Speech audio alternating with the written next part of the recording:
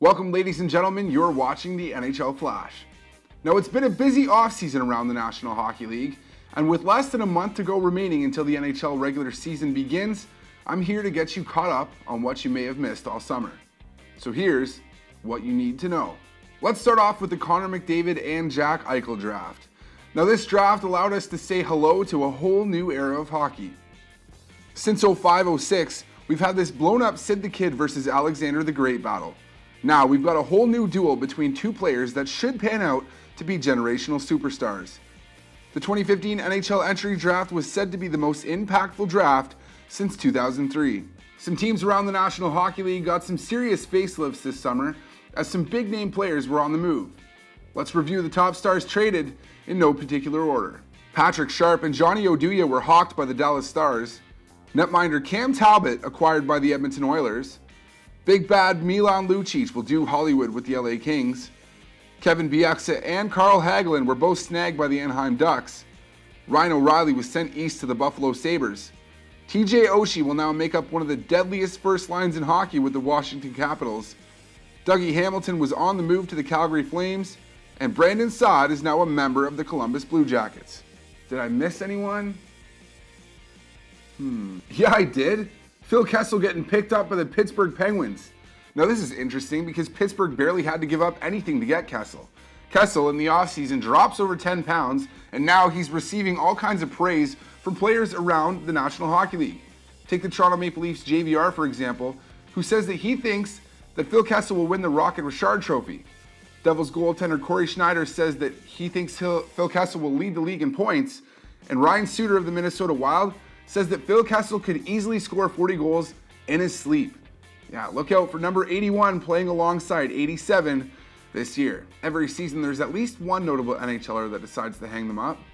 This summer we had to say farewell to a handful of players that certainly made their mark on the NHL in one way or another. Martin St. Louis deciding to hang the skates up. Daniel Briere also retiring after 17 NHL seasons. Rich Peverley, 10 NHL seasons under his belt. Bryce Salvador, former captain of the New Jersey Devils, hanging them up after 14 NHL seasons.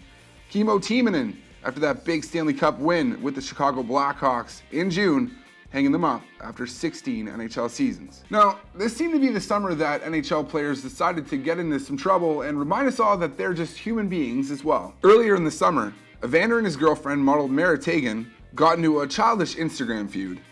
A Sabres forward called out his 21-year-old girlfriend, and she gave him the business right back. Kane decided to then make headlines with his attempt to get Tagan back, buying ad space, putting her face on a billboard in LA. Well, apparently the attempt worked. Yeah. Oh, good. He's a good guy. Yeah, seems like a really great guy.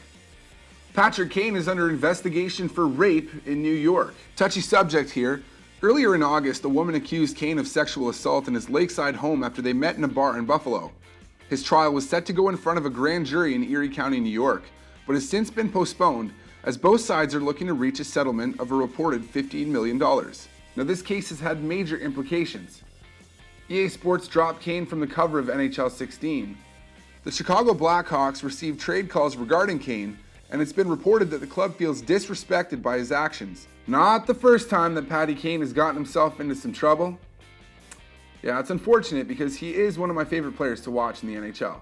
In the offseason, Ryan O'Reilly got a major paycheck, followed by a DWI. In mid-July, following his signing of a 7-year, $52 million deal with the Buffalo Sabres, Ryan O'Reilly was drunk and apparently really wanted some Timbits as he crashed his new green vintage Chevy truck into a Tim Hortons at 4 a.m. He was charged with a DWI and is now set to appear in court. Now, I'm not a Wall Street banker or anything, and I'm not the greatest with my money, but hey, Ryan, how about you take a fucking cab, bro? You just signed a 7-year, $52 million deal. You're literally rolling in money. You're not a broke college student who can't rack up $5 to take an Uber. Use your head. The drama surrounding Mike Richards continued. He had his contract terminated by the LA Kings after he was charged with possessing a controlled substance. Not much to say here. Richards was caught crossing the border with Oxycontin. Not easy watching a 2-time Stanley Cup winner and gold medalist spiraling out of control. As for the Kings, they dodged the bullet on this one. Richards is now off the books, but you better believe that we haven't heard the end of this story. More problems surrounding the LA Kings. D-man Slava Voinov began his jail sentence and may now be deported. Last October, Voinov was arrested after he was accused of repeatedly striking his wife. He pled no contest to a misdemeanor charge and began his 90-day sentence this past July. Following the sentence, U.S. Immigrations and Customs Enforcement confirmed to a Russian news source that they want to deport Voinov. This process could take months, and even if Voinov is able to return to the United States and the LA Kings, he still faces punishment from the NHL, if the Kings even want him back. Oh, enough of the negative stuff. Let's move on. I'll tell you what's exciting. Expansion. Both Las Vegas and Quebec City entered the third and final formal stage of the expansion process with the NHL. Now, good news. Vegas has had over 13,000 season ticket deposits, well over the goal of 11,000, and Quebec City's brand new 18,259 seat arena is set to open next month, so it's looking promising. Now, the earliest that we could see these two teams in NHL action would be 2017-2018, but let me tell you, it's really exciting because of things like the expansion draft, other things like realignment in the NHL with divisions and conferences. This is some big stuff. Now, I heard that Eric Lindros might be set to coach the Quebec City team, and that Mike Richards would be the first player picked up by Las Vegas. No? Too soon? All right, last story and you're all caught up. Philadelphia Flyers forward Jakub Voracek said that for every point that he scores this season, he'll donate $1,000 to multiple sclerosis research. Now, last season, Voracek set a career high in points with 81.